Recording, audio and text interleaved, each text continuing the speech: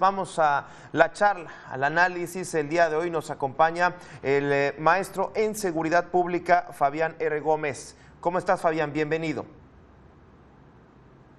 Buenas tardes, muy bien, muchas gracias.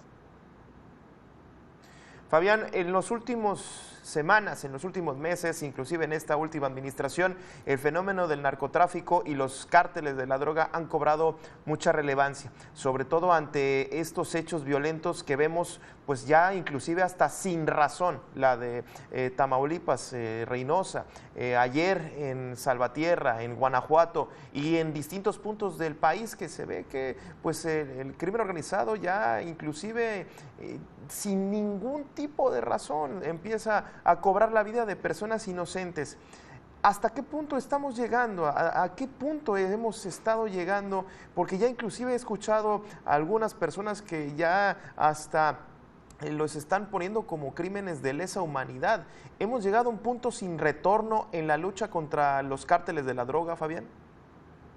Gabriel, mencionas dos puntos clave. Primero, el hecho de que sean actos sin razón me parece incorrecto. Creo que tienen mucha razón y tienen objetivos muy claros. El objetivo claro es causar terror, el objetivo claro es causar descontrol y el objetivo muy claro ya es un dominio tanto territorial como político, como económico, como delictivo de los territorios donde se buscan imponer. Y el segundo punto clave que mencionas, Gabriel, es el punto de no retorno.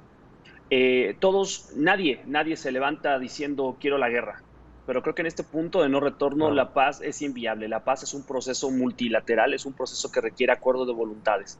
Sin embargo, ellos han mostrado no tener la mínima intención ni de querer abrazarnos, ni de querer buscar la paz.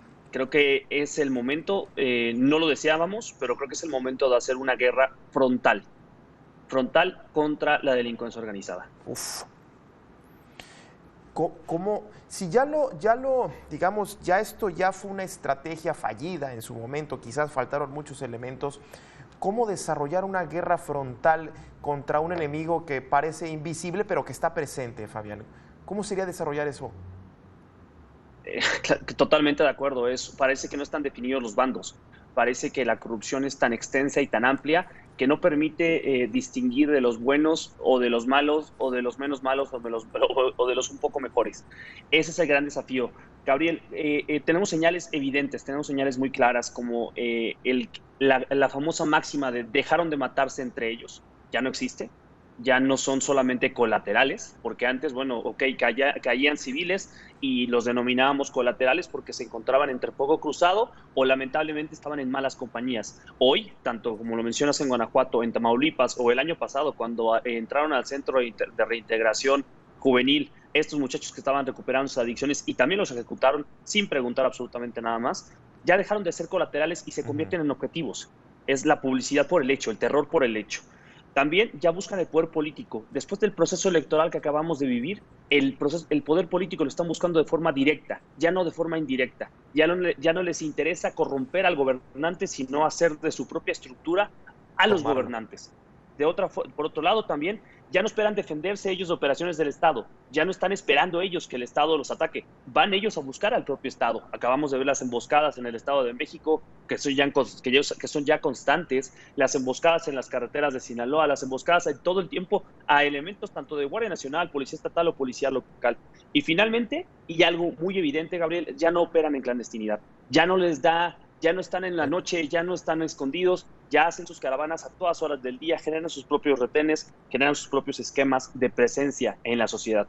Esto está dándonos ya la oportunidad de poder definirse. Entonces estamos viendo quiénes son. Una guerra contra ellos ya es imposible sin el apoyo de la ciudadanía. México necesita 32 estrategias nacionales, una por entidad, pero enfocadas al fortalecimiento local. De poco sirve que los gobernadores, porque esa fue la primera reacción del gobernador de Tamaulipas, querer culpar al gobierno federal por su inoperancia en cuestión de delincuencia organizada, si no se fortalece el tema local. Si no tenemos policías municipales sólidas, policías estatales fuertes, de nada sirve un despliegue de elementos federales, porque una vez que los elementos federales se repliegan, la responsabilidad de la permanencia institucional recae sobre esas policías a las que no se les ha invertido nada. El argumento constante, Gabriel, de gobernadores y de alcaldes es que están superados en cuestión de armamento. Es una completa mentira. Están superados porque no pueden operar debido a que los delincuentes viven en los mismos lugares que la policía. Eso genera una posibilidad de venganza o de revanchas al interior. Claro, claro. Oye, acabamos de pasar las elecciones y hubo presencia del narco, del crimen organizado, de los cárteles para poner y quitar candidatos. ¿Estamos frente a la presencia de narcomunicipios y narcoestados? Estamos ante la presencia de un narcoestado desde hace más de 20 años. Estamos viviendo una presión por parte de la delincuencia organizada terrible. Sin embargo, que hoy, como te lo he mencionado, ya se da de forma directa y de forma a la luz. Abandonaron la clandestinidad. Es un proceso electoral histórico. No recuerdo haber tenido nunca una misma cantidad de muertos o de influencia directa, inclusive candidatos vinculados a investigaciones tanto mexicanas como de Estados Unidos por parte de la DEA, siendo candidatos. Ya apellidos de familias de narcotráfico, porque este también es un negocio familiar y que se ha ido heredando. De ahí la relevancia, ¿no?, de los grandes capos, que muchos los descartan por su edad. Sin embargo, todos los apellidos dentro de la delincuencia organizada pues llevan una misma línea, un propio linaje. Entonces, es evidente, Gabriel, que en el último proceso electoral el narcotráfico marcó una agenda y que si la marcó como candidatos, es evidente y es lógico que una vez electos se marque un narcoestado como una agenda de gobierno. Déjame detenerme y regresar al punto de la generación del terror, que lo tenemos bien definido, el terrorismo, pero usualmente lo ligamos a grupos islámicos, a los Estados Unidos, a una guerra muy lejana, pero que al final de cuentas tienen un fin político. ¿Ya estaríamos viendo una evolución del cártel de la droga hacia un grupo terrorista? Es decir, que utilice el terror para fines políticos y de agenda política. Totalmente, pero no es tampoco algo nuevo. Gabriel, la comparación de México siempre se da con Colombia. Colombia, el proceso que vivió Colombia en los 90s es un proceso al que podemos estarnos equiparando en la última década. Muchos han atrevido a llamarle la colombianización mexicana por toda la réplica de modelos delictivos que hemos venido viviendo y las soluciones que hemos intentado estar aplicando.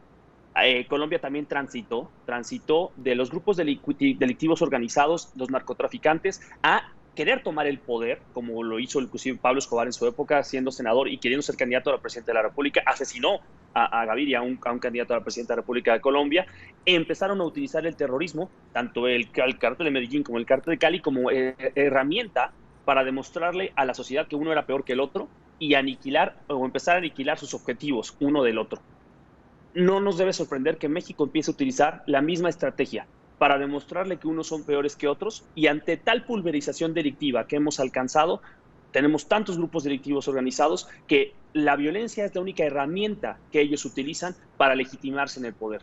Y la violencia escalada genera una publicidad por el hecho, y la publicidad por el hecho no es otra cosa que es el terrorismo. Comete un acto que genere terror, que infunda terror en la sociedad para evitarme enemigos antes de pelear.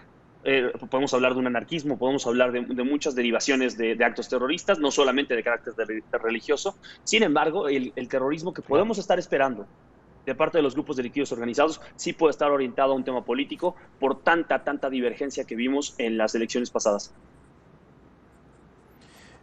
¿Ves en el corto plazo, teniendo en cuenta que se vienen nuevos gobiernos, que se vienen nuevas administraciones, sobre todo estatales? Hace un momento comentabas que se necesitarían 32 iniciativas, 32 estrategias distintas. Con estos cambios de gobierno, esto, por lo visto, me parece que no va a parar. ¿Consideras que se puede recrudecer esta violencia del cártel terrorista, este régimen de terror que estamos viendo en algunos estados de la República? Estadísticamente, toda transición política, toda transición de partido a un partido distinto en el poder, viene acompañada de índices de violencia, de incremento en los índices de violencia. ¿Por qué? Porque de alguna u otra forma se rompen los pactos establecidos o el status quo. Cuando un partido gobierna un periodo de tiempo, un territorio determinado, viene acompañado de ciertos pactos, ya sea tácitos, ya sea formales, informales, pero cuando hay una transición política y un partido nuevo llega al poder, estos pactos se rompen de facto. Estos pactos vienen acompañados de un vacío que tiene que ser llenado por ciertos factores reales de poder. Uno de estos factores reales de poder son los grupos delictivos organizados. Entonces, al haber este vacío, al romperse los pactos establecidos durante este periodo de tiempo, la violencia se incrementa de forma natural. La respuesta es sí, tenemos que esperar un incremento de la violencia por todo este reajuste donde se da la transición política de un partido a otro. Evidentemente, en un país que estamos tan desgastados y acostumbrados a la violencia, pues sí, lamentablemente tenemos que esperar a esto. Sin embargo, no tenemos que perder la fe, tenemos que apostarle a seguir apoyando y creyendo en nuestro Estado establecido, y el Estado tiene que empezar a considerar a la ciudadanía como una aliada estratégica. Bien, Fabián, pues muchísimas gracias por esta charla, por este escenario que verdaderamente se ve muy, muy complejo, duro y pues una realidad que parece que se va a imponer de manera violenta. Muchísimas gracias. Gracias a ustedes, Gabriel, que pasen buena tarde.